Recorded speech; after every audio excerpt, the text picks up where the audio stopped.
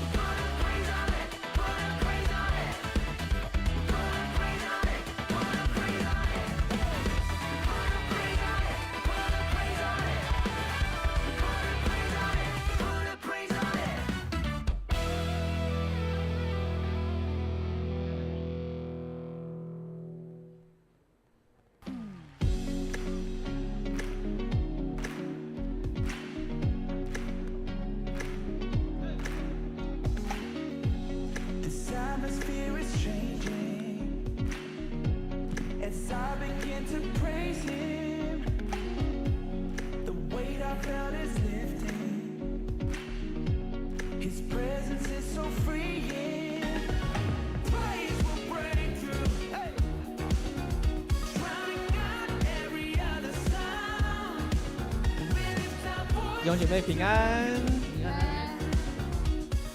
我想邀请大家从座位上起立，我们要准备来敬拜神。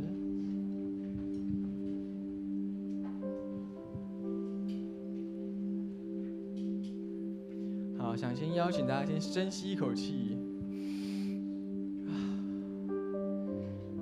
我们还能呼吸，就是上帝的祝福，阿们吗？阿们。这圣灵在今天要充满在我们敬拜当中，在我们领受信息的时候，圣灵也要降临在这地。我们先告诉旁边人，跟他说：“我很开心，今天要跟你一起敬拜。”我很开心，今天要跟你一起敬拜。是。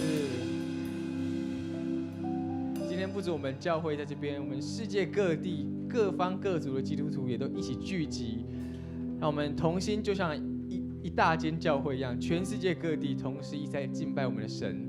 我们一起闭上眼睛，我们有一些些的时间，我们安静自己的心，将自己的眼光对齐在上帝的身上。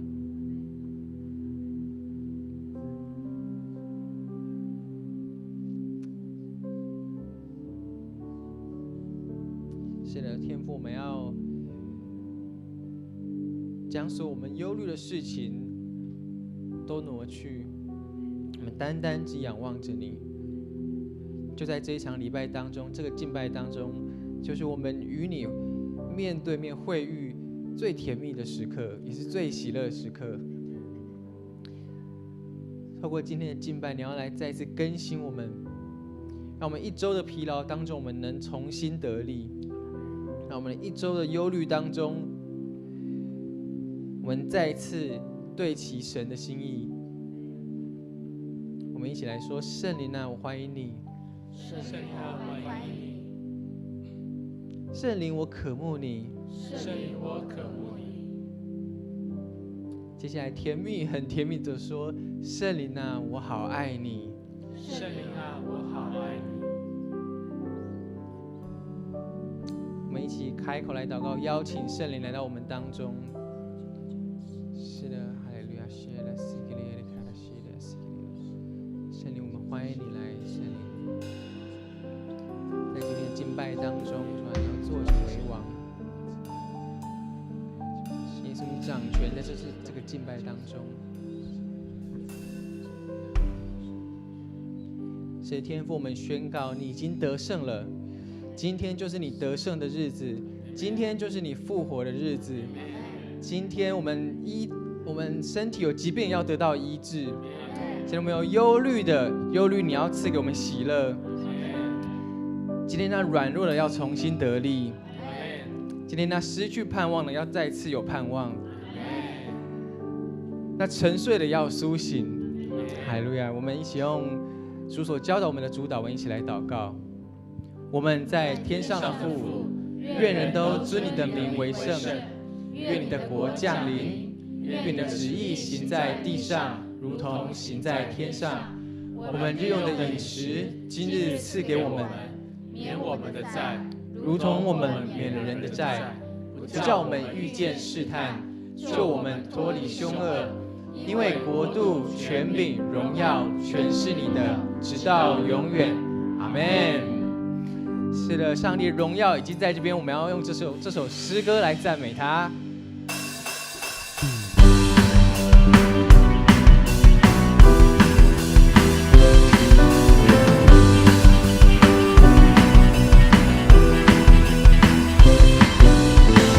天才中的星星，可以将高山挪开，像是神的应许，可以跨越困难。细细的祷告，神都听见，大声的宣告，勇敢向前。在你没有难成的事，软弱和忧虑中，你不曾放弃我。你的应许，不论有多少，在基督里都是 Amen。1 2 3 go。天才中的星星，可以将大山挪开，相信神的应许，可以跨越困难。细细的祷告，神都听见，大声的宣告，勇敢向前。在你没有难成的事，软弱和忧虑中，你不曾放弃我。你的应许，不论有多少，在基督里都是 Amen。在你没有难成的事，软弱和忧虑中，你不曾放弃我。你的应许，不论有多少，在基督里都是 Amen。我想要邀请大家，我们一起更热情来赞美神。如果你相信在神里面凡事都有可能，你就大声说阿们，阿们。我们一起用舞蹈来赞美神。在你没有难成的事，软弱和忧虑中，你不曾放弃我。你的应许，不论有多少，在基督里都是 Amen。在你没有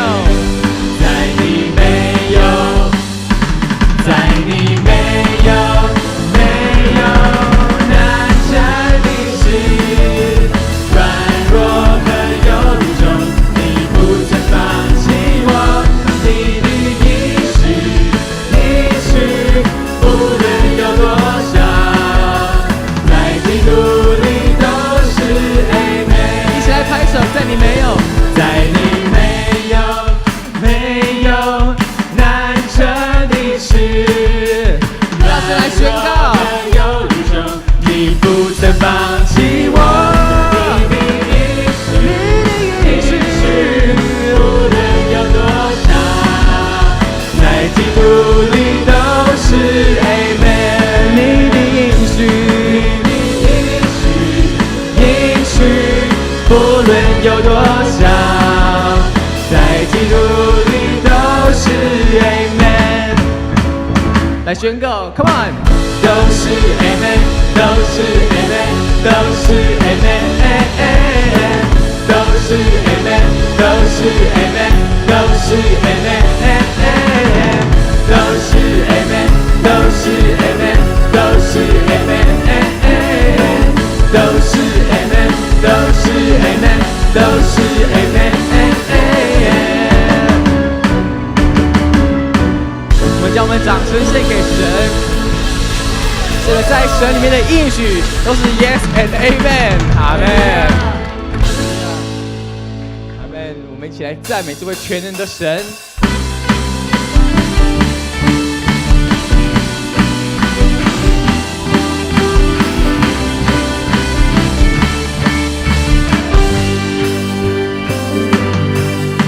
神创造地，宇宙万物都要欢呼绝美，深度直到地极都要兴起歌唱，歌唱，从深海洋到高山上，全地都要宣扬，主在呼召神的百姓歌唱，歌唱，赞美，赞美，让主百姓都赞美，赞美，赞美，让万物都赞美。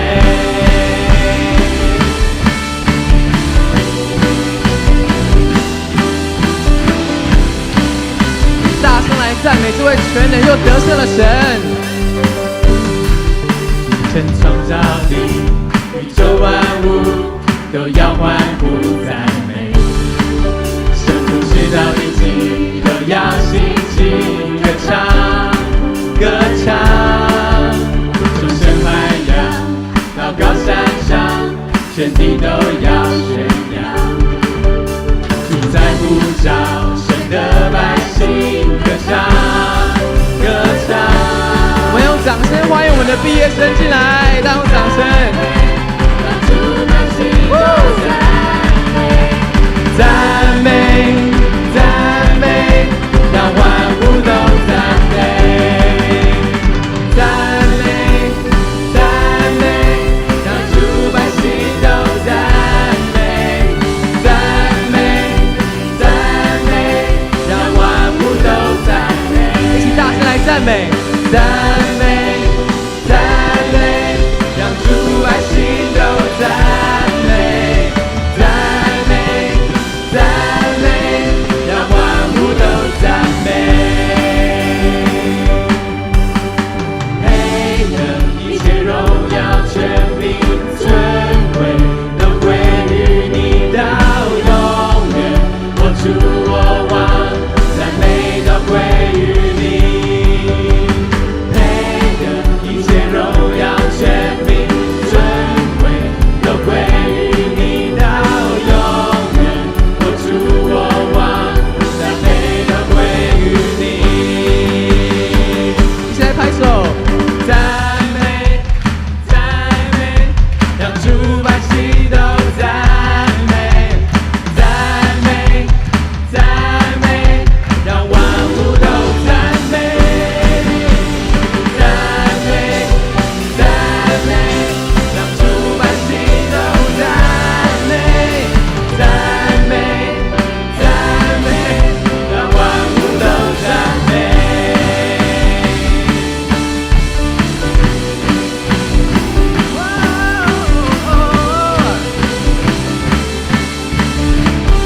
我们将我们掌声赞美都献给神，哈利路亚，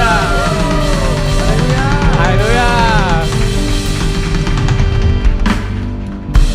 我想要再一次邀请大家用更大声的掌声，抛开一切忧虑，单单的将一切荣耀都归给神。我们大声掌声赞美归给神。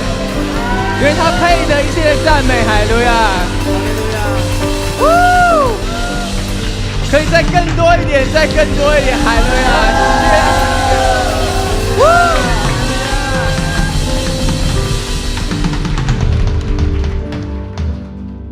哈利路亚，感谢主，他是荣耀的救主。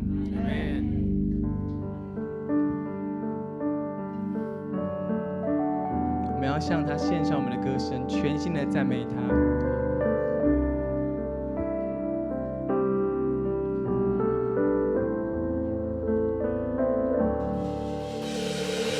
耶稣，荣美的救主，复活全能真神，荣耀君王。神羔羊，圣洁和公义，尊荣的拯救者，明亮晨曦，天使高声齐颂扬，万物都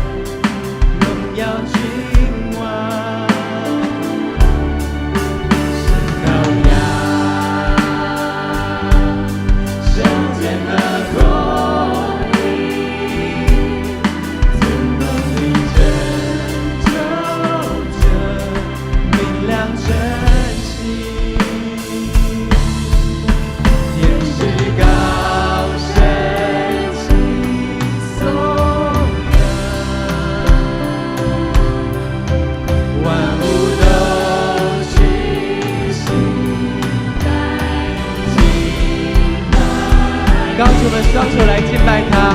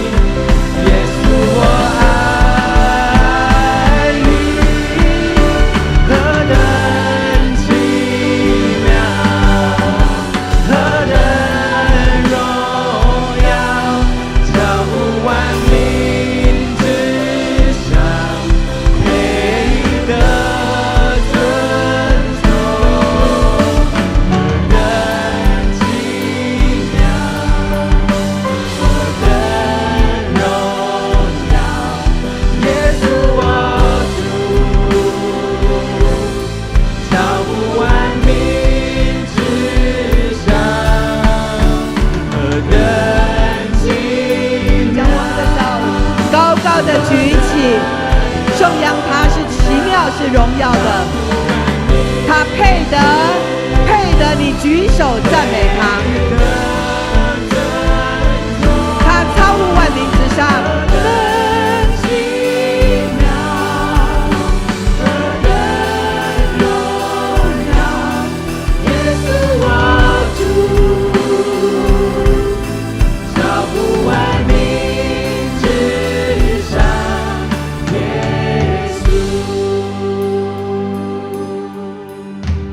神说，在末世，他要赐给凡有血气的人，都要领受圣灵。他要使他的儿女们说预言，要使少年人能够见异象，老年人呢能够做异梦。神在所有的世代里边，不断的赐下他属灵的能力在我们里面。当我们今天走路来到圣殿的时候，在我们的理性里面告诉我们，好像是我选择来到这里的。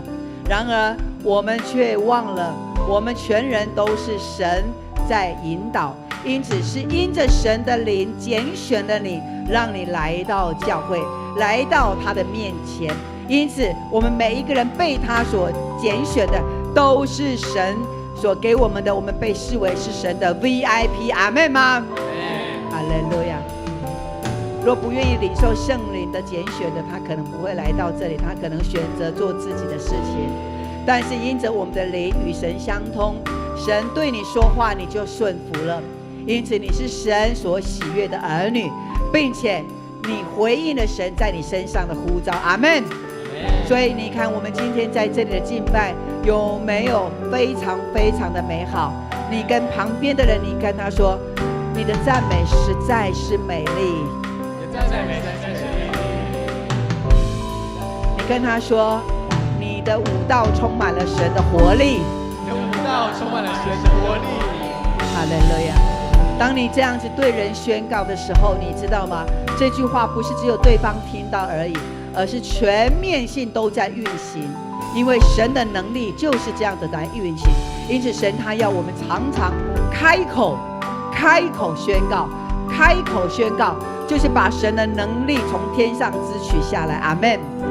这个时候我们要来支取神从天上下来的能力，我们要来借着我们的口来祷告，我们要来为我们的青少年来祷告。阿们吗？下个礼拜我们有100多位的青少年要到新竹，在那里举办青少年的撼动星球的营会。他们的主题是我们的一小步是人类的一大步，从太空人的植树到神人的特质。这是这一次青少年他们所可以得着的。我们看到这100多个青少年，透过我们的祷告，我们看到100个青少年之外，有没有1000个青少年、3000个、10000个青少年，他们也需要神这样属灵的能力。阿们吗？但是他们没有来到当中，他们没有来到当中。弟兄姐妹，在这个世代，我们看到世代越来越混乱，家庭破裂的情况越来越多，因为我们都陷入在罪恶当中，因为我们没有遵行神的话，我们拜偶像，我们拜神明，我们没有从神领受那正确的真理的教导给下一代，以至于我们的下一代就成为仇敌手中的掳物。所以我们要再一次的，我们要把这些的年轻人救回来，挽回他们，让他们能够成为这个世代大有影响力的人。你相不相信我们的年轻人可以成为这世代的领袖？阿们吗？这是牧师一直为青少年、为我们儿童所祷告的。他们必要成为这个世代有影响力的人，不只是影响一个家庭，是影响一个社区，影响一个社会，影响一个国家。所以我们为青少年下个礼拜的营会，为所有青少年的成长，他们的发育，让他们的价值观都是按着真理而行。阿们吗？我们为我们的下一代来祷告。我们现在的 RPG 一个人来找一个人。哈利路亚，哈利路亚。我们大声的来宣告，我们是得胜的，要得着这一代的年轻人。哈利路亚，哈利路亚。每一个人一定有对象，有 RPG 的对象。的同工也来观察一下。哈利路亚，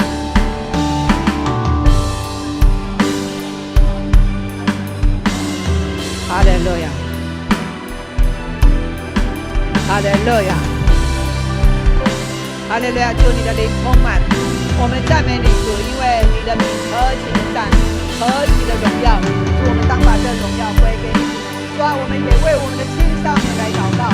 主啊，这个时代的青少年不仅是在永光教会，主啊，在任何一个家庭的青少年都是如此的宝贵重要。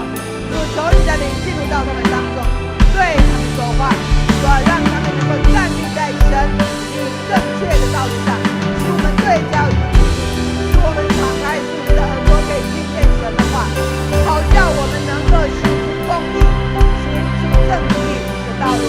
主啊，让我们的爱中需求的隐晦，充满神你的能力，每一个人都要被神来教导，得着神的启示，祝福我们每一个人，每一个弟兄姐妹。哈利路亚。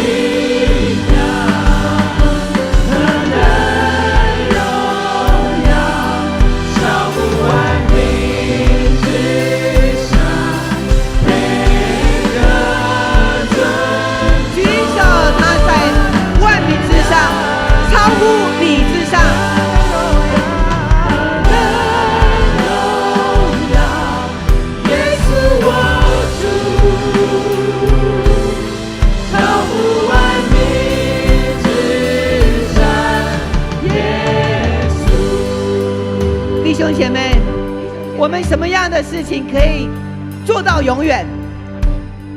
什么样的事情读书要读到永远吗？你当爸爸当妈妈要当到永远吗？没有，只有敬拜到永远。我要敬拜到永远。因此我们举起我们手的时候，它超乎万民之上，一定是超乎在你的头之上。我们要从头开始的时候，把我们的手举高，荣耀归于他。哈利路亚，哈利路亚，一起来，哈利路亚，一起。何等奇妙，何等荣耀，超乎万民之上，配得尊重。何等奇妙，何等荣耀，耶稣我主，超乎万民之上。你的手还不够高举荣耀神的，把你的手高举。哈利路亚！永活你的手举不起来。超乎万民之上，是的，我们只能够用我们的歌声，我们的手尊他为荣。奇妙，何等荣耀，耶稣我主，超乎万民之上，配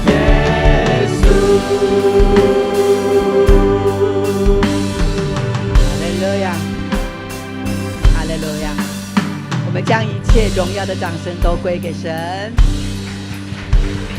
哈利路亚，哈利路亚。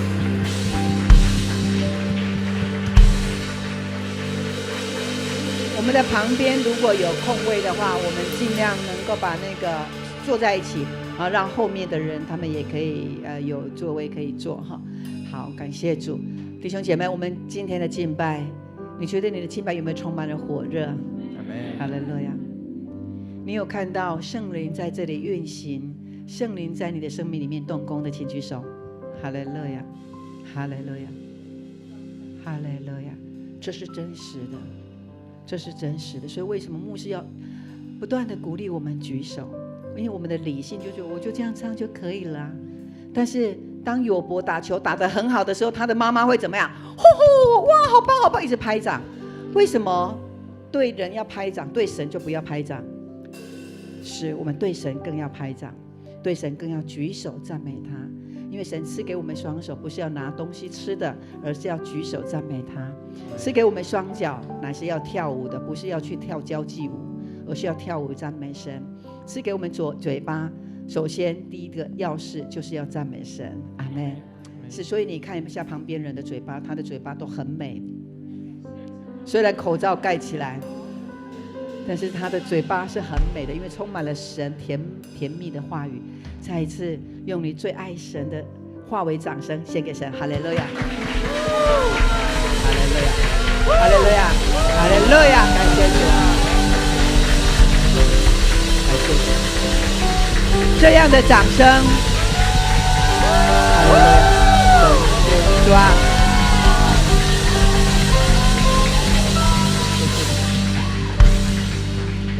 我觉得这个表达了我们一个热情，就是好像我们在看球赛，然后那个你最喜欢的那个球员他打胜利的时候，你的掌声会不会很大？是啊，所以我们的神，我们的耶稣是不是胜利的？他是胜利的，他是冠军的那个灌篮高手。阿们，哈利路亚！大家请坐，请坐。接下来我们有一个非常美好的见证，我们的同工。我们的领袖班培育学校的领袖班，那在毕业的同学当中呢，我们安排我们的同学毕业的同学方瑜，他要来见证他生命如何来信主到培育学校，用掌声来欢迎我们的方瑜。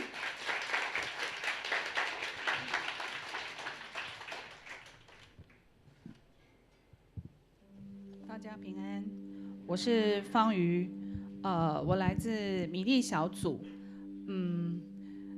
有点紧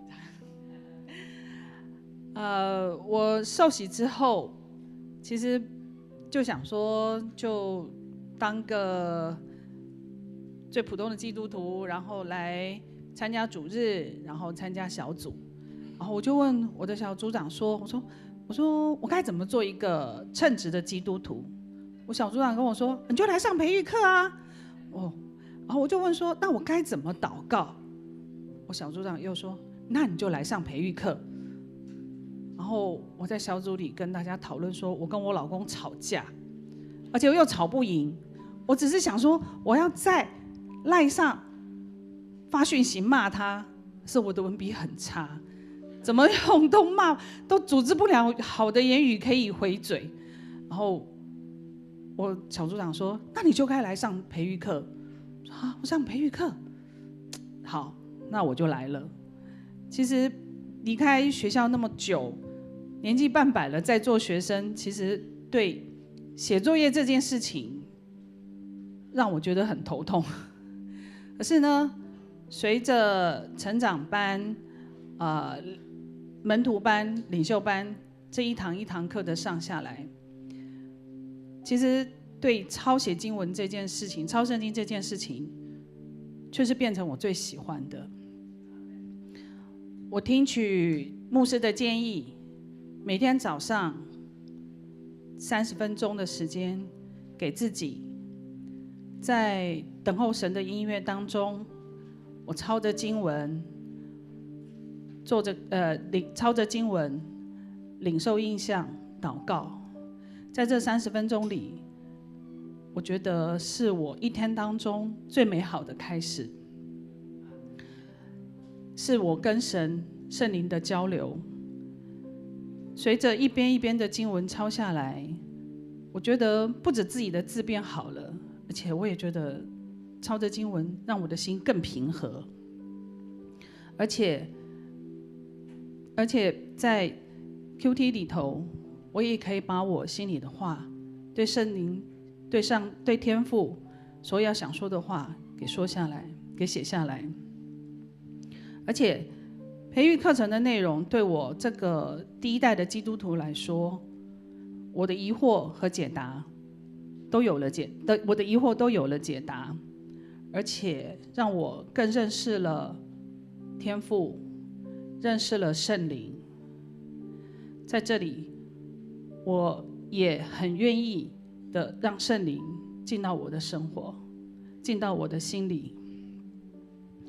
其实上完培育课之后，大家也想，那我已经可以算为称职的基督徒了吗？其实我自己也还觉得我有待加强，因为我要让圣灵更进入我的生活，而且我还希望把这个美好的事情带到我的家庭。大家一定会问，那我现在可以吵赢我老公了吗？其实我现在不跟他吵，因为我知道我自己是天父的儿女，天父的女儿，我是有才德的妇人。我不跟他吵，我要赞美他，我要欣赏他，我要为他祷告。我希望我能够带领他到天父面前，把我现在感受到的这份美好分享给他，分享我给我的家人。阿们。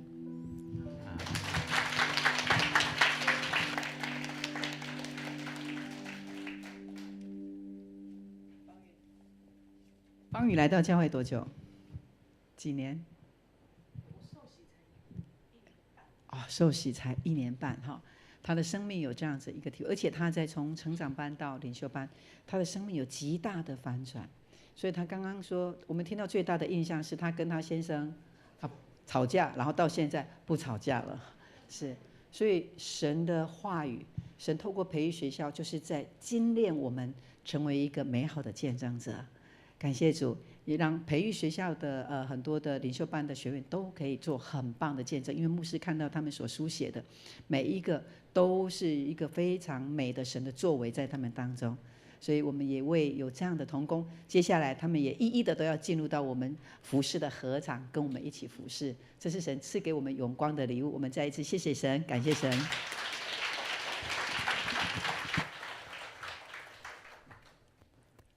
我们要攻读神的话语。神的话语是记载在新约使徒行传第8章1到13节。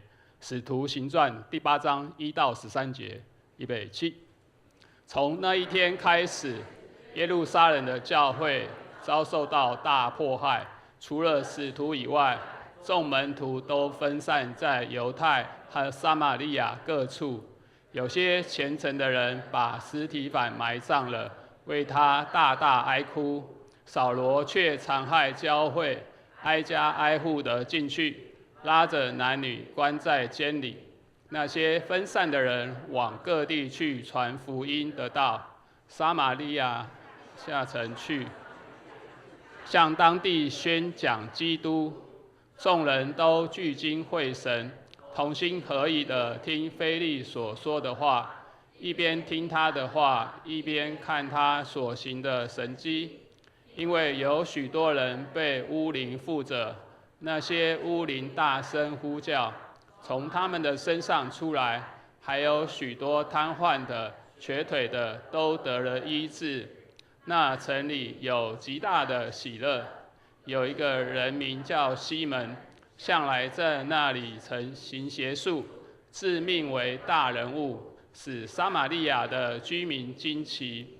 所有的人从小到大都听从他，说这个人就是上帝的能力，那称为大能者的。他们听从他，因他很久以来用邪术使他们惊奇。当他们信了腓力所传上帝国的福音和耶稣基督的名，连男带女都受了洗。西门自己也信了，既受了洗，就常与腓力在一处，看见他所行的神迹和大异能，就觉得很惊奇。神的话语读到这里，愿我们时常从神的话语成我们脚前的灯，路上光。这时候我们请牧师来证道，他的题目是福音的穿透力。福音的穿透力。亲爱的弟兄姐妹，大家平安。感谢主，让我们来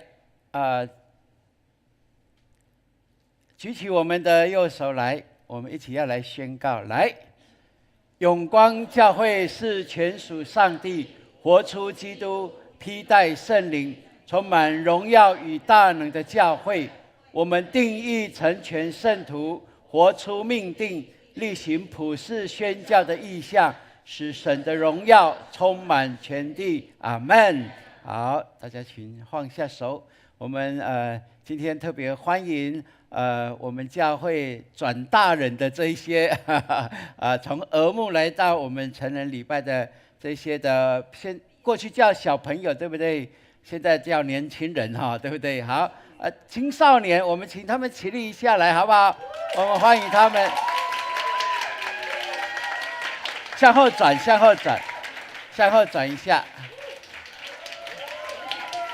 OK， 好欢迎他们，请坐。这是一个非常喜乐的时刻，因为他们从儿牧由这些老师、家长陪伴他们在信仰上能够建构他们，非常明确的让他们能够去区分什么是神所喜悦的，什么是属世的价值观，是神不喜悦的。如今他们已经开始成为青少年，在这里开始他们有独立的思考。我相信借着神的真理，能够让他们的心是开朗的，是充满喜乐的，并且对未来他们充满了盼望，对不对？因为他们深信一切的福分都在上帝的手中，神一定大大祝福他们。他们不离弃耶稣，因为耶稣就是他们最好的保护者。阿们。而且耶稣要带领他们进入到极佳美之地。感谢主，让我们今天能够欢迎这些青少年，最年轻的我们台语叫做上盖幼气，对吧？真的是很喜乐的一件事情哈。好，那今天早上牧师跟大家一起来分享这个题目，叫做福音的穿透力。你知道吗？在1996年的时候，在世界有一个新兴的宗教，叫做撒旦教，对不对？有听过吗？这在北美，在欧洲从1966年就有开始。那牧师就很好奇，为什么要这个宗教要称它为撒旦教呢？然后后来就去了解一下，原来他们有一个5大信念，是挑战我们的信仰的哦。这5大信念，今天早上牧师把它打在上面。第一个，他们认定没有上帝，人就是上帝。神不过是世界上的一般能源，人是可以取为己用的。他说，神就是我自己。他说，神是虚无的，而虚无就是本我。你们看他的信念的定义，你们有没有觉得怪怪的？这是在网络上公开的资料哦。他说没有神，但是神是谁？那叫做没有神吗？他定义自己为神，然后他们说没有神，很奇怪哈。他说神只不过这世界上的一些的能源，而这些的人是可以自己来想要就可以取用到的，很特别哈。他说神就是我自己，我自己当神，所以他们唯一的目的就是要怎么样？要把人有神这个观念把它除灭掉，把它抹灭掉哈。所以他们唯一的目的就是要人否定上帝的存在。他强调的人就是世界的主人，也是自己人生的主人。哎，很特别哈。你觉得这世界是人所造的吗？绝对不是吧？没有人会夸口说这个世界宇宙万物，哇，浩瀚无穷的，是人所造出来的。没有啊，不是吧？人都知道哦，但是人怎么可以定义我就是世界的主人呢？可以成为宇宙的创造神呢？奇怪哈、哦！所以这跟我们的信仰有极大的差别，对不对？让不只是我们的信仰哦，许许多多的宗教信仰都认为是一定是有一位神的存在，只是他们信奉的神跟我们所信奉的神可能不太一样，可能不太一样。那我们所确定的，我们所信的这位上帝，他是创造宇宙万物的上帝。他创造宇宙一切的美好以后，就创造了人类。哇！所以我们都知道有亚当夏娃的故事，对不对？这就是在基督的信仰里面我们所确信的一件事情。而我们从这里可以来了解，在这样一个论述当中啊，其实在创世到现在，这都是同出一辙，都是撒旦在背后的作为哦。我看他们的所有的这些的宗教的想法定义里面，他从来没有说你们要尊敬我撒旦，你要敬奉撒旦，你要依靠撒旦，撒旦可以大大祝福你，好像都没有这一些东西呢。他只是为了要否定有神的存在，他认定人定胜天的定义，他确认说这个宇宙万物是人我所以可以掌控的。但是我们都非常清楚知道，明天如何我们都不晓得。明天会遇到怎么样的事情，我们都不知道。我们哪敢说我可以掌握我的人生呢？我可以掌握成为这世界的主人呢？这个想法让我们真的在信仰里面，我们觉得说，跟我们真的差了很多哈。所以因此我们就相信这些反信仰、反神宗教神论的，他们之所以会这样，就如圣经所告诉我们，因为十字架的救恩道理，在那灭亡的人为愚拙，在那得救的我们的人呢，我们得救的人呢，却是神的大能。对不对？很明确哦。对于基督的信仰，我们知道，透过上帝他的独生儿子耶稣基督降世为人，最后他为了众人的罪被钉在十字架上。我们宣告他的死是为人类每一个人愿意信靠他的人而死的，他流的宝血是为了要洗净我们一切的污秽，要替换我们，让我们本来流的是罪的血，如今可以成为圣洁的。这是我们所相信的。但是如果对这份信仰上，你们信仰只要信就可以得着，天底下哪有白吃的午餐？有没有？有这种观念的话，他们会觉得那是不可思议的，他们没有办法接受的一件事情。而这就是神奇妙的作为，是超乎人所定义的一个所谓宗教。所以我们的信仰是用关系来建立。当我们更认识这位神的时候，跟他关系更好的时候，我们就能够更体会这位上帝的大能，以及他对人类的爱所付出的代价是何等的大。为了就是让我们能够享受他一切的创造，而经历他所有对于我们的爱跟施予。这是我们在我们的信仰里面可以非常清楚看见的。所以我们看见在创世的时候，亚当夏娃的故事，它就是代表人类，然后撒旦魔鬼来试探他。那一次呢，我们看代表人类的亚当跟夏娃失败了，所以被赶出伊甸园，与神的祝福好像已经有一个隔阂在这其中。因为罪所带来的一个咒诅就是死。所以我们人面对死，一般人都非常的害怕，然而基督徒我们知道，我们可以经过这关卡，因为我们相信我们有永恒的生命。而到新约的时候，主耶稣基督就代表了人类哦。而主耶稣面对撒旦魔鬼的试探，他得胜，对不对？哇，他的得胜表示我们信靠他的人也可以成为一个得胜的基督徒。所以我们感谢主。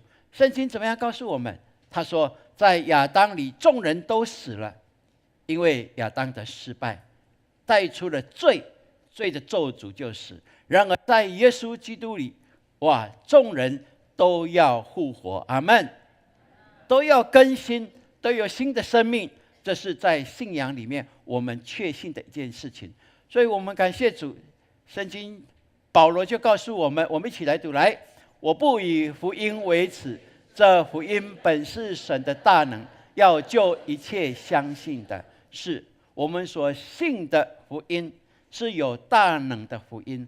我们所信的这个信仰不是知识上的认知，我们从知识上要转为相信。当你相信的时候，你就可以活出这个信仰的能力来。阿们。耶稣基督复活的大能，就因为你信，你就可以得着。所以这是非常棒的一件事情。所以基督的福音就是神的大能。阿们。我们一起来说，来，基督的福音就是神的大能。是的。所以从这段经文里面，我们一起来看啊。圣经告诉我们，《使徒行传》第8章，这是初代教会的历史当中一个非常重要的一个转折点。他说，从这日起，表达这是一个新的、崭新的一个开始。我们都期待一个崭新的开始，是充满盼望的、充满能力的、充满祝福的事，对不对？然而，圣经告诉我们，在人的定义来看，这个开始不是很好的开始，因为圣经告诉我们，初代的耶路撒冷的教会大遭逼迫，除了使徒以外，门徒都被逼迫，然后分散到犹大跟撒玛利亚各处去了。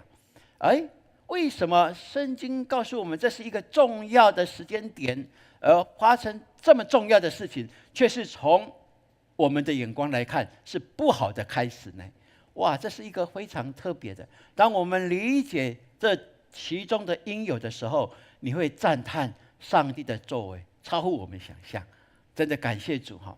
所以从这段经文里面，我们其实也可以看到一件事情，就是当时候初代教会耶路撒冷教会，大概那时候皈依耶稣基督门下的大概有2-3万人哦。但是这其中有所分别，怎样的分别呢？有第一种就是以使徒他们为主的，因为这些使徒过去他们这些耶稣的门徒过去他们都是信奉犹太教的，所以他们知道摩西五经，他们背非常的清楚摩西五经里面一切的规范，他们每一天按着上帝所教导的规范，然后扩张来学习来遵守。所以他们虽然认识了耶稣基督，但是他们的生活还是跟着犹太教的规矩，按着这些规矩而行。而这一些人呢，跟从他们的就是原来是住在耶路撒冷的这一些本来是犹太教的，现在皈依了耶稣基督门下的这一些人。而另外一些人是什么？另外一些人就是从外地回来的，他们是讲的不是希伯来文，讲的是希腊文，当时候希腊文是像现在的英文一样是通行的，所以这一些人呢，以司提反跟腓利为代表。那我们知道腓利在第7章的时候，圣经就告诉我们，腓利被人家污蔑，然后被陷害，被用石头打死了，对不对？但是这一些人是怎么样？就是在圣灵充满的时候，有许许多多，一天有2000、3000人来受洗归入耶稣基督名下的时候，圣经告诉我们，从外地搬回来的这些的寡妇，他们是讲希腊语的这些，没有被照顾到他们的饮食的需要，所以我们看，就有人提议说，那需不需要有一些来负责这一些？圣经告诉我们，在教会的历史第一次选举的，就是选出了7位，这7位都是讲希腊话的基督徒，他们就负责来协助，因为他们知道那一些人搬回来到耶路撒冷，这一些寡妇啊，这些老妇人啊，他们认识他们就因为这样子他们就比较勇敢，愿意更谦卑的来学习基督的信仰，所以对当局有一些的提议那我们就知道，在这样不同的群组当中，被迫害的就是这一些说希腊话的基督徒因为他们习惯了他们在外地的生活，他们对犹太人这样守律法的这一些很枝枝节节的这一些的规定，他们觉得有必要吗？连耶稣都在打破这样的传统呢？所以这些人就被逼迫了所以这些人离开了耶路撒冷，圣经告诉我们，他们是带着基督的福音以及耶稣给他们的权柄，行神迹奇事，去到各处的地方哇，这是很特别的。所以从这个时候的开始，从第8章开始，我们所读的《使徒行传》第8章开始，本来过去是以耶路撒冷为中心的，从第8章开始，因为这些说希腊话的基督徒，他们带着福音离开了耶路撒冷，所以整个教会历史当中的记载就以他们为主了，很特别就很特别。而这一个行动，这个转折点，其实就是应验了耶稣所应许给他们的。耶稣告诉这些门徒说，当圣灵怎么样降临充满你们的时候，你们必得着能力，并且要在耶路撒冷、犹太全地和撒玛利亚直到地极做我的见证。已经成就了耶稣所应许的，就透过因为教会受了逼迫，哇，这是一个超乎人想象的。然而福音因此被局限吗？没有，福音更广传出去很特别这是我们在今天的经文里面我们可以看见的。所以因此我们了解，基督的福音打破了过去犹太人的旧思维，这是一个非常清楚的。因为过去犹太人他们是定义以地点、以建筑物为主，这个最代表性的就是耶稣在雅各井旁的时候，等候门徒去买午餐回来，对不对？那叙加城里面的一位撒玛利亚的妇人出来打水，有没有记得吗？对，撒玛利亚。所以我看你是先知你既是先知，我就问你一个问题。哇，我们撒玛利亚人说我们敬拜上帝要在基利山上，你们犹太人说要在耶路撒冷，你说到底在哪里可以遇见神？哇，这个是他们世纪极大的一个对抗的一个极大的难题然后耶稣告诉他们，不是地点的问题。耶稣打破了犹太人的思维不是地点的问题，不是建筑物的问题，是人的心是否跟神的连结。因为你用心灵跟诚实来敬拜他，那里就是圣殿。阿们。我们如今就是这样看待，不是吗？我们不只是来到这里大家一起敬拜，我们的同工预备好，大家一起喜乐来敬拜。你在家里你祷告的时候，你跟你的孩子一起祷告的时候，那就是敬拜。阿们。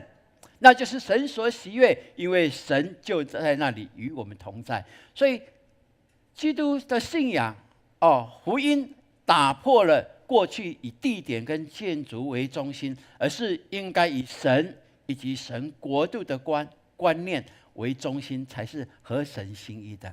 这是我们在这里可以看见的。而且我们看见腓利他传道的一个结果，告诉我们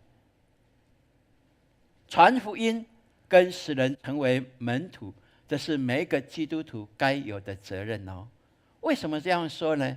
我们看在使徒行传当中，一个最伟大的启示，就是在如此告诉我们，基督的福音以及福音的使者，带着福音见证的人，你的能力是超乎你的想象的，这是你必要确认的。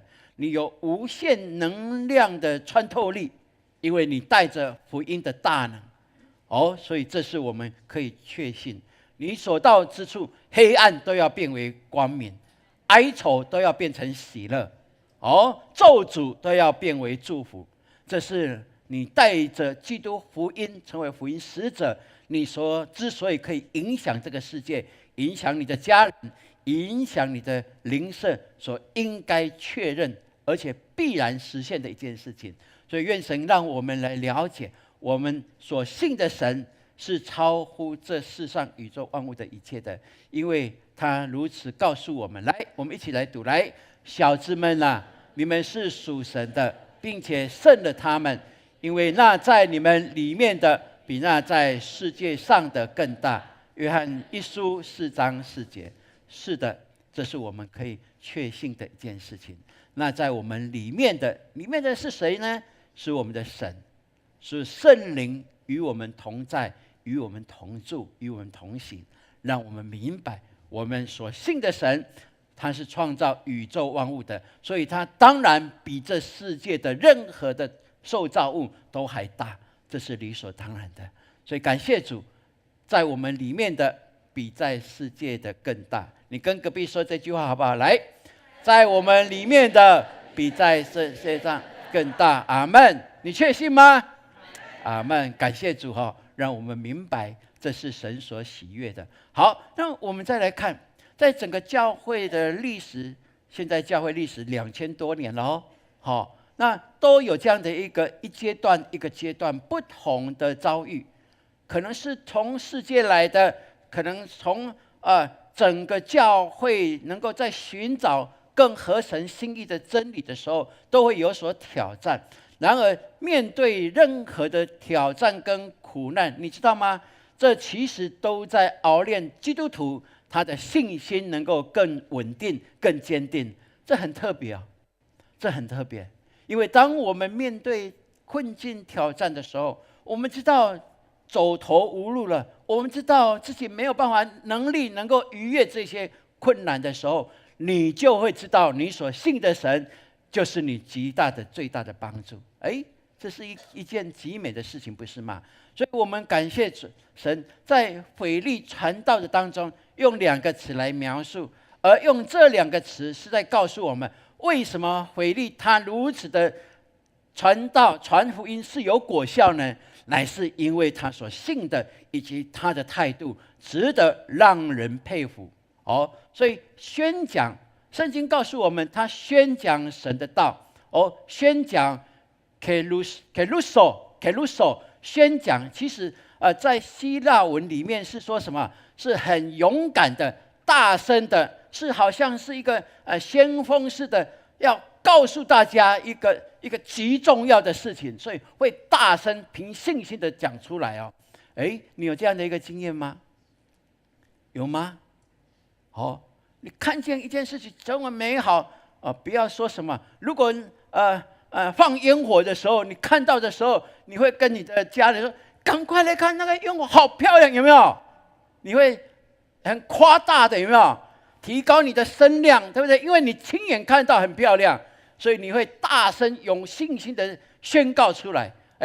腓利在传福音就是这样因为他自己亲身经历了这位复活的主，因为他自己亲身经历了耶稣基督大有能力的，叫瘸腿的可以健康走路，叫瞎眼的可以看见，叫人可以死里复活，他都是亲眼目睹的，所以他有这样100%的信心，大声的宣告。那传呢？这个传神的福音的意思是什么？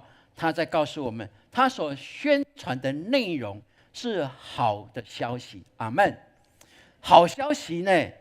既是好消息的话，那可以让我们了解，当我们知道这是很棒的，这是好消息的时候，你也当然很勇敢的可以跟你的朋友讲，对不对？这是理所当然。所以因此在这里就求神帮助我们。我们看腓利本来他是被拣选起来管饭食的，煮饭呐、添饭呐，有没有？夹菜呀、让这些人可以肚子可以温饱啊。但是他被逼迫的时候，他就带着福音的能力出去哦，很特别。因为他的经历，他一边大声的来传讲基督，用宣告耶稣基督的名来医病赶鬼。这是我们在今天的经文清楚告诉我们的。因为当时候撒玛利亚就是笼罩在一个行邪术的西门的门下，但是腓利不但叫其他的人能够恢复健康，也叫这行邪术的西门也降服在基督的门下。哇，这是一个美好的见证在当中。所以亲爱的弟兄姐妹，若腓利他可以奉耶稣的名来行使这样属天的权柄，你我可以吗？你信的耶稣跟他所信的是不是同一位啊？他可以，你就要相信我也可以。因为不是我可以，是耶稣能够，对不对？即使耶稣能够，我们信他，奉他的名，我们依然能行这样的权柄哦。所以你跟隔壁来说，我们有行神迹奇事的权柄，来。是的，对啊，在牧师牧养教会的过程，我们都相信神把这权柄给我们。弟兄姐妹，如果有生病的，有这样被邪灵所辖制的，我们都照着跟着腓利一样，跟着彼得一样，跟保罗一样，我们都行使这权柄，不是靠自己，乃是奉靠耶稣基督拿撒勒人耶稣基督的名，阿们。所以我们教会里面都有这样神奇奇事来发生，这是我们同为见证的。所以感谢主。所以我们从这一段最后牧师要跟我们分享，腓利就是学效耶稣的脚踪，去到那被轻视忽略的地方。因为撒玛利亚，我们看整个犹太地对不对？如果我们分3个等份，上面是加利利，对不对？中间就是撒玛利亚，下面呢就是犹太就是耶路撒冷的就是犹大地嘛，对，所以就有这样加利利然后撒玛利亚，然后耶路撒冷为中心的犹大地，再这样子来看，为什么以色列人他们不要从加利利来到耶路撒冷，他们不直接走呢？他们都要过约旦河东，然后再下来，然后再往约旦河东往西走，然后再走到耶路撒冷。为什么？因为他们认定撒玛利亚是不洁净的地方，他们自己认为我们是洁净的，所以不管是从犹大地要到加利利去，还是加利利要往下到耶路撒冷朝见上帝，他们都是用这样的方式来行。然而耶稣打破这个方式，对不对？耶稣直接下来，有没有？对。所以我们看腓利被圣灵感动，去到的地方是撒玛利亚地，那是被忽略的，那是以色列人认为那是不洁净的，不属乎神国的，他们是杂种的，他们不配成为上帝国里面上帝所爱的选民。然而腓利却带着福音学效耶稣去到这个地方，而所带到的这个地方，我们看福音的果效，就让我们认定神喜悦他所做的，因为他按着耶稣的榜样而行，神也给他权柄来行使耶稣所行的。所以我们愿神帮助我们，让我们的教会很明白这一点。所以教会即便遭受攻击，却挡不住福音的大能，这是非常确认的。并且基督徒不管去哪里，就像我们教会的弟兄姐妹，他们不管去哪里，可能是工作，可能移民，不管去哪里，他们都带着福音的使命，他们所到之处都带出祝福来。阿们。因为他们本身就是见证，这是一件非常棒的一件事情哈。所以我们求神帮助我们，教会总是会有一些的接受挑战，这是理所当然。牧师在我们永光教会24年来，有不同的阶段，神兴起不同的人来服侍他，那个阶段的教会的需要，我们都看就认定，但是有的人还是会来来去去，对不对？这是理所当然的。而面对这样的时候，愿神帮助我们。教会最害怕的不是外来的攻击，最害怕的是内部里面，我们若陷入传舌、怀疑、论断的这样的泥沼当中，那教会可能会变成没有办法很快速的按着神的心意而行哦。所以这绝对是出于恶者的攻击，我们要非常清楚。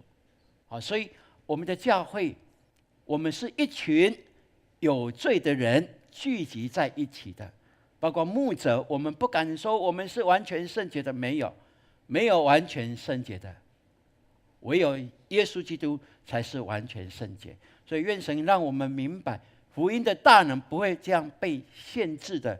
然而当我们愿意的话，就求神帮助，让我们永光教会的人，我们要拒绝八卦、怀疑、揣测、论断。阿们。我们一起说来，永光人来，永光人拒绝八卦、怀疑、揣测、论断。永光人予承担、信任、沟通、同理。对，上面的这一些我们该拒绝的，这一定是撒旦的作为。撒旦到如今依然在搅动，即便我们都是属乎上帝所喜悦的儿女，你不要忽略了，恶者还是会找细缝出来。圣经就告诉我们怎么样，恶者魔鬼就像怎么样，四处怎么样吼叫的狮子，四处在寻找可吞吃的人。我们不要变成那软弱的，你一软弱就可能变成狮子口中的什么猎物喽，或者是他的那个沙西米，还是温体牛肉，所以求神帮助我们，我们应该怎么样？永光人，我们在信仰上我们有承担，我们要从信任开始，不是从怀疑开始，并且我们要有美好的沟通，我们要彼此同理，体恤我们的同工也是有软弱之处，但是我们不看他的软弱，我们看他的是他的美好。因为上帝看我也不是看我的软弱，上帝看我的是看我的美好。而软弱的部分谁帮我承担？耶稣基督。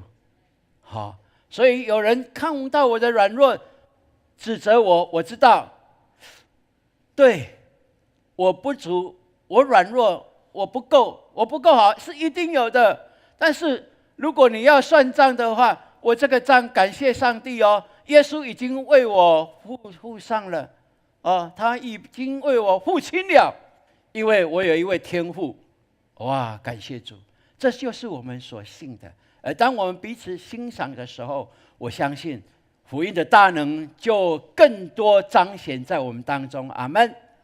这是你我要相信的，这是永光人神给我们最好的一个祝福。所以我们要决意不断的突破跟更新，让我们永光教会。过去我们常说永光教会就是哇很会敬拜赞美的教会啊，对不对？很喜乐的教会啊，他们还会跳舞呢，有没有？对呀。但是牧师最渴慕的就是永光教会成为传福音的代名词。人家说永光教会，他们就会说哇，那是一个传福音的教会。你渴慕吗？是，这是神所喜悦的，是耶稣交代我们要做的。当我们知道也被人所肯定的时候，我们就知道我们是合一的，是荣耀的，是充满神大能的教会，这是理所当然应该行的。所以愿神帮助我们，我们一起来说，来，我拒绝做撒旦的帮手。来，阿们。来说，我握有福音大能的权柄。来，是的，这是我们所确信的一件事情。所以愿神帮助我们，让我们能够明白，让我们谨慎我们所思所想所说所行的一切，在光明之下，我们都靠着耶稣基督可以活出一切的美好来。阿们。好不好？我们一起来读，再次的来读今天的金句。来，小子们啊，你们是属神的，并且胜了他们，因为那在你们里面的比那在世界上的更大。约翰一书4章4节。再一次来，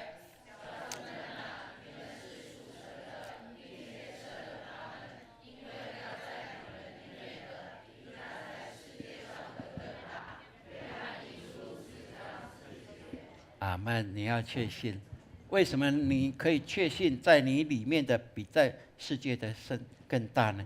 说更明白，就是圣灵内住在我里面，圣灵大于世界上的一切。阿们。所以只要我相信圣灵与我同在，我就相信一切挑战困境、生病软弱，我都可以逾越胜过的。我的心的喜乐可以带出的是我充满阳光的日子。阿们。而阳光的日子是大家所羡慕的，人看见你的脸就知道你是属乎耶稣基督的。阿们。这是我们基督徒永光人，我们知道这是神与我们同在最好的明证，好不好？请我们大家起立，我们一起来唱这一首充满喜乐的诗歌。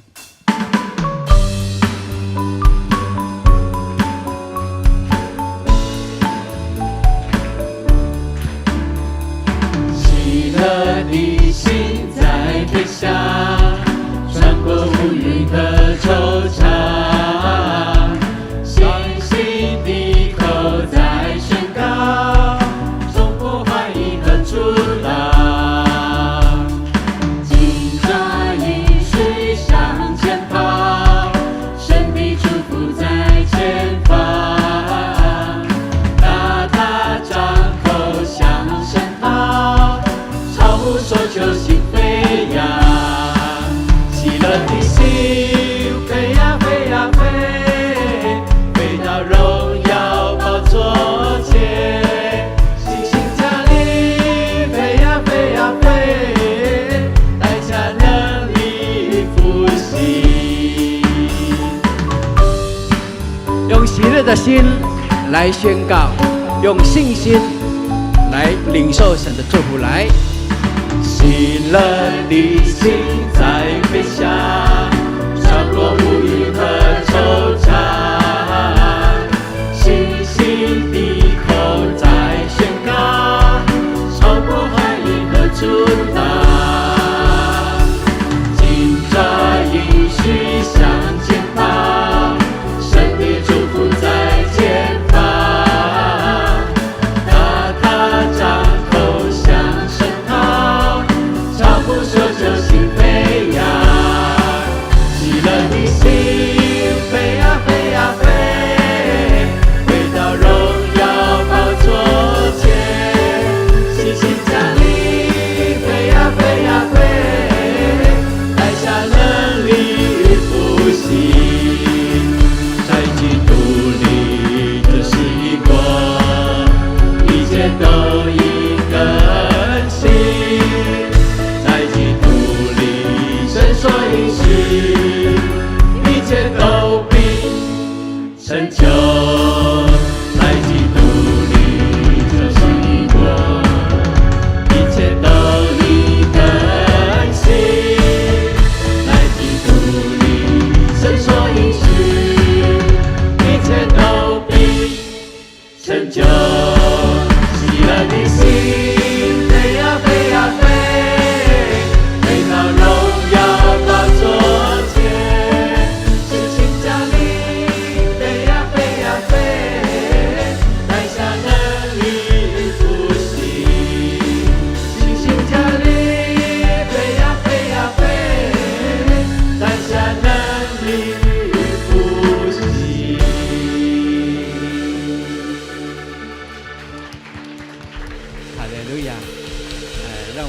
闭起我们的眼睛，闭上我们的眼睛。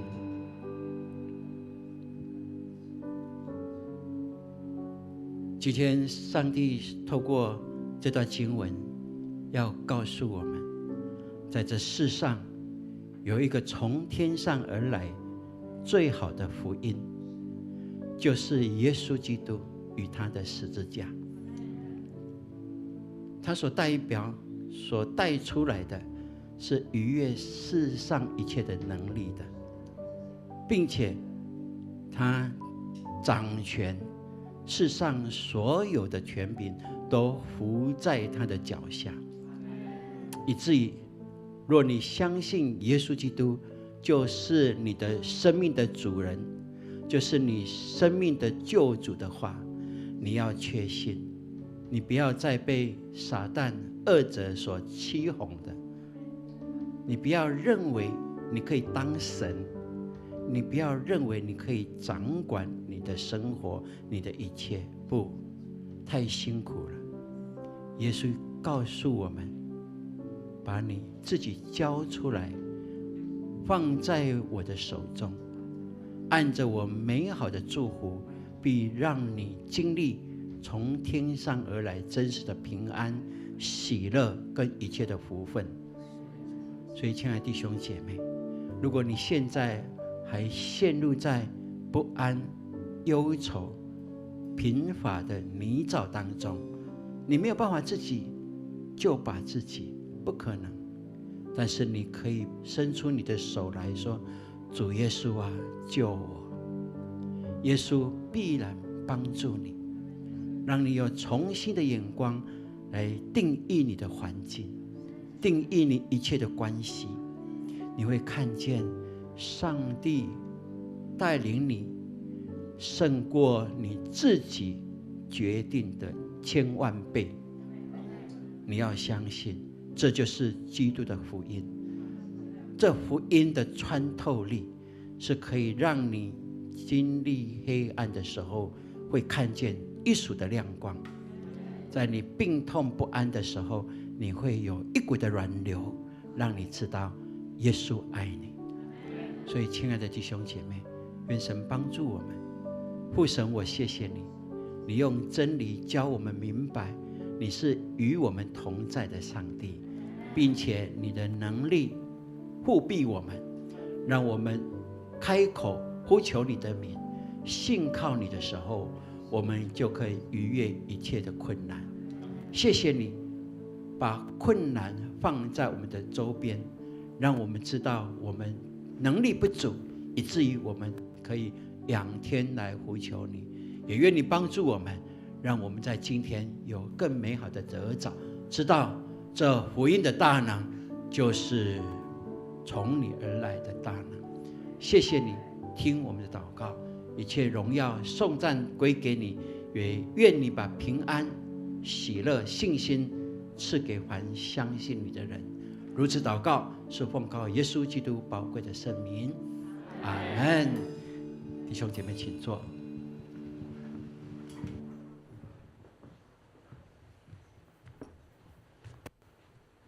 这说奉献，奉献是回应上帝的爱，也是信心的行动。让我们以感恩的心、敬虔的态度来奉献。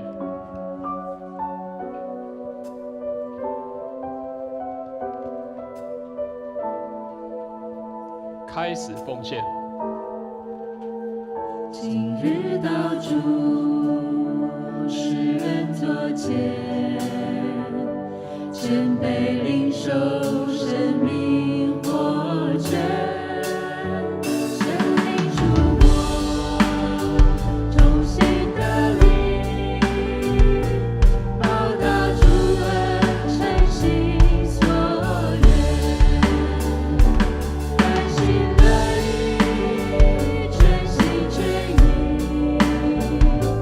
一切所有都属你，恩上加恩，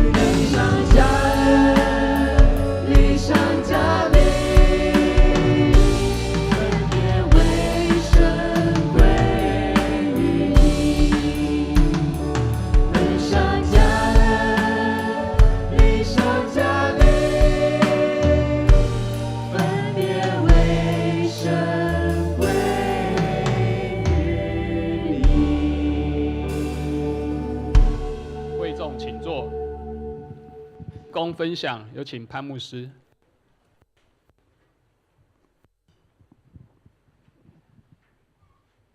弟兄姐妹，大家平安。感谢神，透过牧师，让我们今天领受到这样的一个信息。是的，在这个世代里边，传福音是一个非常重要的一个末世的世代的关键。在巴布亚新几内亚呢，时常有火山的爆发。然而，在这个地方，我们却看见他们在1年当中有将近30万个人来受洗成为基督徒。阿们吗？所以我们看见一个现象。神他说，在末世的时候，所有的人都要归向他，所有的万民都要归向他。这在指的是什么意思？许许多多的人，也许在这个末世的时候，享受在科技发达的一个生活环境里边，但是最终他们都必须要来认识耶稣，因为那是神给人最大的祝福。所以接下来，当我们传福音的时候，我们不必费很大的力气。因为神早就预备他们，我们只要负责收割。阿们吗？所以即便有地震有灾难，可是却因为这样子，更多的人归向了神，这是末世的一个记号。所以我们永光教会的弟兄姐妹也要对末世有一个很清楚的属灵的敏锐度。在我们的教会里边，我们常常有这个传福音布道的机会。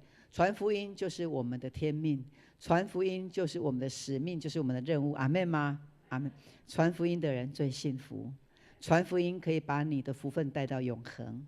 好，那接下来我们要来看到我们的事工。好，在这个礼拜呢，我们的导读的主题呢是担忧。你还有在为什么样的事情担忧没有？好像每一次的导读呢，都切入到我们的生活里面，都在对我们说话。来，这个引言我们一起来念，来请。担忧是去思想许多让自己难过的事，或是惧怕还没发生的事。学习交托，能卸下担忧。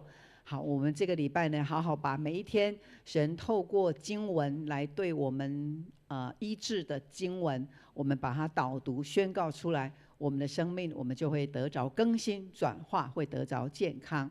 好，接下来，好，这个是我们在上个礼拜呢，我们松年牧区呢，我们举办了这个叫做反诈骗反诈骗的一个宣导。那我们的永和的警察局的同仁呢，他们来这边分享还有很多 best 6个人来参加。那接着呢，我们会针对我们的教会的牧区的部分来宣导，因为对我们非常的重要，包括对青少年，很多青少年现在因为急着要攻读赚钱，结果都被骗了。好，所以呢，这个宣导呢，是我们跟政府合作，然后政府呢想要快速的把这样的一个知识呢，能够传达到我们所有的人身上。所以我们弟兄姐妹有没有要认知这一个反诈骗的这样的一个知识？需不需要？非常需要，要不然你下一个就是你要等着被诈骗了哈。所以这个我们都要有这样的一个智慧。好，接下来。我们青少年撼动星球哇，预备了半年了，那就在接下来的礼拜4，他们就要出动了他们礼拜3就要先去场地布置，那在新竹圣经学院总共有105个人参加。那我们也邀请我们的弟兄姐妹，特别呢，在第2天晚上呢，我们有动用了大概将近有50个我们同工弟兄姐妹为他们预言。所以呢，在礼拜4的晚上，礼拜第2天晚上呢，我们会有一个预言的时间。我们有邀请同工我们的预言者。那如果你觉得你也想去看看他们，好，那你可以来跟我们的会宴来跟他报名一下你就说我的预言我想要自己去对他来预言的话，那也可以，但是呢，可以先向我们的会宴干事来报名。是所以呢这是一个非常棒的服事的一个机会100多个人，那别的教会大概有30-40个参加在我们当中，所以这是一个跨教会的一个服事要不要为他们祷告？要为他们祷告让他们在那边不至于天气太热哦哈。那如果你们去的人想要带西瓜过来也可以，不过要切好，不要带一整颗的哈，切好，然后呢，带个冰棒去给他们加油一下。也非常好。过去呢，营会呢都有一些弟兄姐妹就利用有空的时间，然后就来探班一下。哇，同工们都觉得很温暖，真的是永光家人哦。好，牧师礼拜4到礼拜6再看看，可以看到哪一些永光家人来新竹探班了哈。好，感谢主。好，再来。牧师来预告一下。好，8月4号就是我们看到画面上的这位大卫牧师。是我们永光的女婿啦哈，他的太太君玉是我们青少年长大的，那去年有来对不对？那今年呢，在8月4号呢，我们的大卫牧师呢，他来到我们教会，然后呢，他在这一天8月4号，我们要联合礼拜，这是礼拜天哦，我们包括青少年，包括儿童，我们都要联合礼拜。然后呢，大卫牧师呢要来带我们街头布道训练会。在过去不久的时间呢，他去非洲2个礼拜，上个礼拜他又去英国的伦敦，就是这样带着街头布道，他带教会50个人就去街头布道，好几百个人就当场决志要认识耶稣，阿们。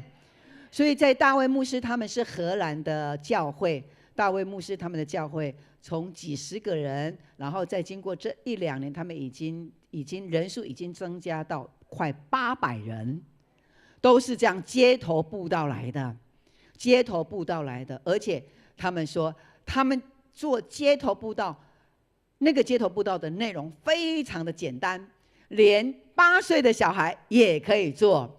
所以呢，那一天呢，我们儿童、青少年，然后呢，我们的成人，还有我们的中年，我们都一起来受训做这个街头布道。那这一天呢，我们全教会的人然后听完这个街头布道，他的训练会只要半个小时。那有没有很简单？训练会只要半个小时，那半个小时之后，我们就实地街头布道训练。然后我们的小组长呢，小组带着小组，小组带着小组，我们出去街头布道，要不要2个小时？不用，出去40分钟就回来。好，40分钟。然后呢，小组呢？然后小组我们就带着出去，那到4号公园会不会很热？很热，我们就在店家，我们就在我们的附近，就我们永光教会的周边。然后我们最可能来到永光教会最近的，我们从这边先开始，然后就做街头布道。你知道吗？那个时候是圣灵在做工，所以你都不用担心，你很害怕剉咧蛋，不用，因为是圣灵带着你。所以他们经历到，他们去街头布道，完全是圣灵把他带到，这个人需要福音，来，你过来，是圣灵在带他。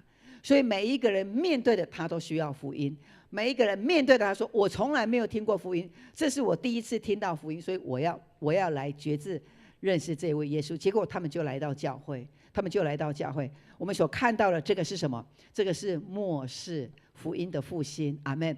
永光教会要不要搭上这个复兴的列车？是，我们不要坐在教会只有礼拜而已，都不去传福音。刚刚周牧师说的，永光教会的代名词就是什么？传福音的教会，阿们，阿们，感谢主。好，再来下一个。好，8月11号，本来8月4号是受洗日，我们就延后1个礼拜，8月的第2个礼拜是受洗日。所以呢，我们在这段期间，我们的 best， 我们邀请他们，然后呢，让他们能够在圣灵的感动里边，然后来领受这个受洗，归在主的名下。好，那我们有报名的截止日期哈。我们在8月的9号晚上呢是基要真理班，所以呢，我们在这个截止日期上面没有写。截止日期是什么时候呢？慧华？8月几号？好，我们的干事这个在留8月几号？慧华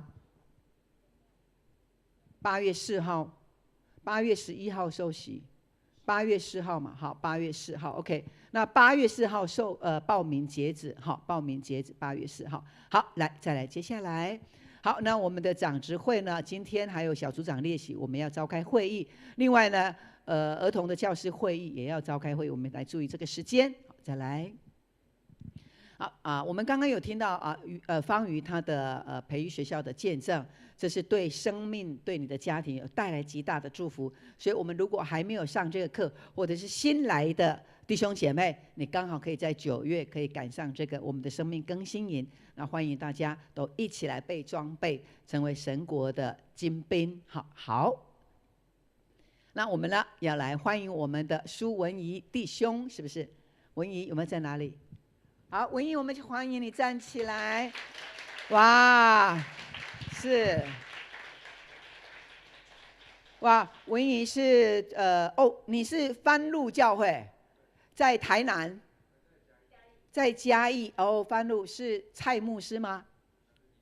林牧师，好，也是长老教会，感谢主。那你呢？之后住在哪里？顶溪哦，好。欢迎你来到永光教会，阿们。我们热情。好，是文怡哈，文怡是很棒的。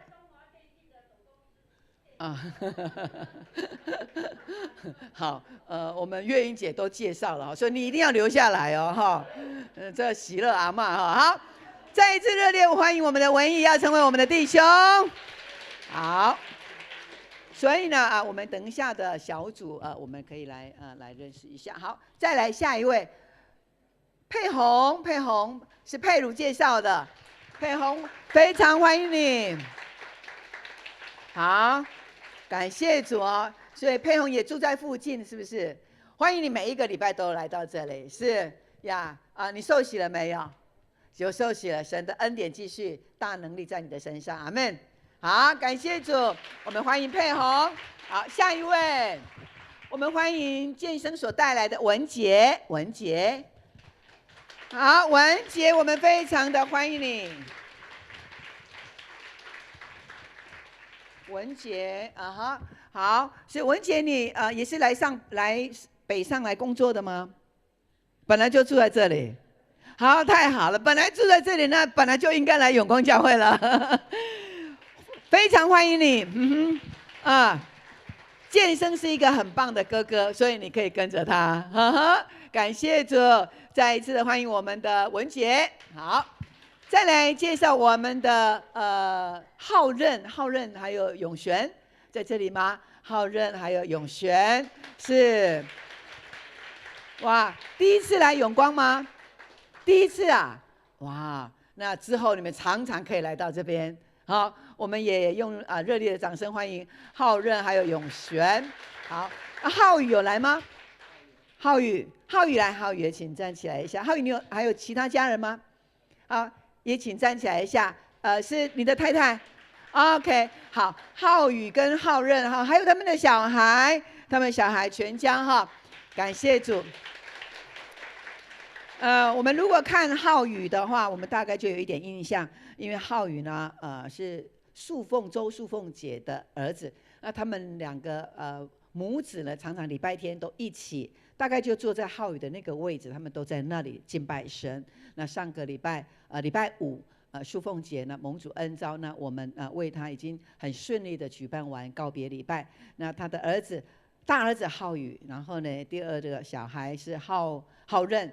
他们全家特别来到教会，也回到妈妈在这里敬拜神的地方，每一个礼拜在这里唱诗歌，所以让妈妈呢非常安然的离开这世上。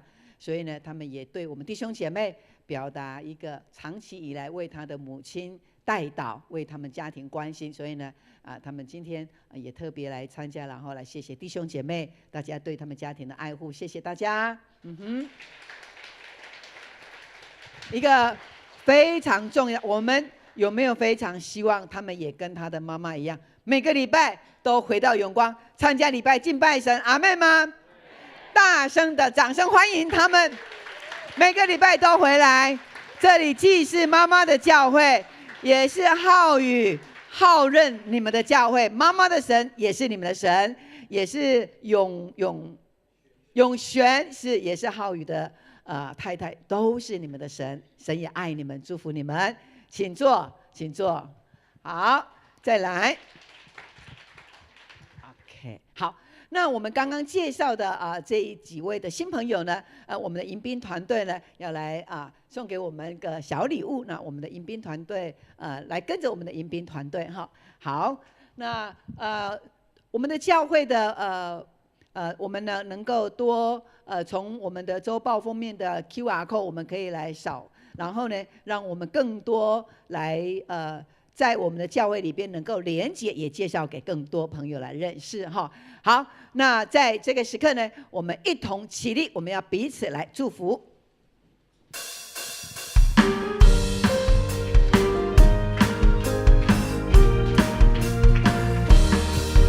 愿你有个好心情，平安喜乐在心里，让我们来祝福你，每一天有盼望。耶稣爱你哦，来，耶稣爱你，爱你，让他爱围绕你，喜乐充满你，烦恼都忘记。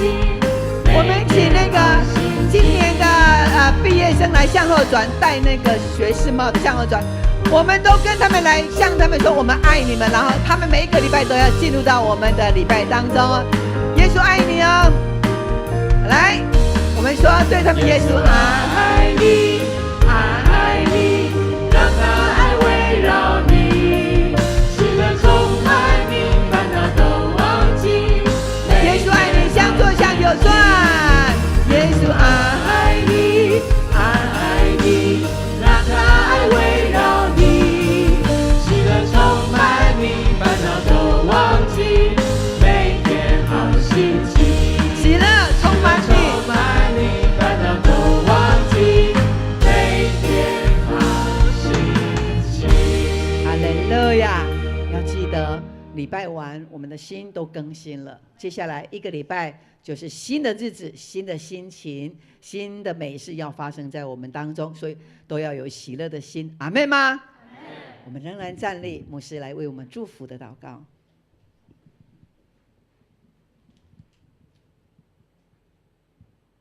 上帝用他的真光照耀你们，阿们。在你们的生活没有黑暗，是，并借着耶稣基督的救赎，让你们充满他的爱，也分享他的爱，更圣灵引导你们成为家人的祝福，也成为朋友的祝福，从今直到永永远远。阿们。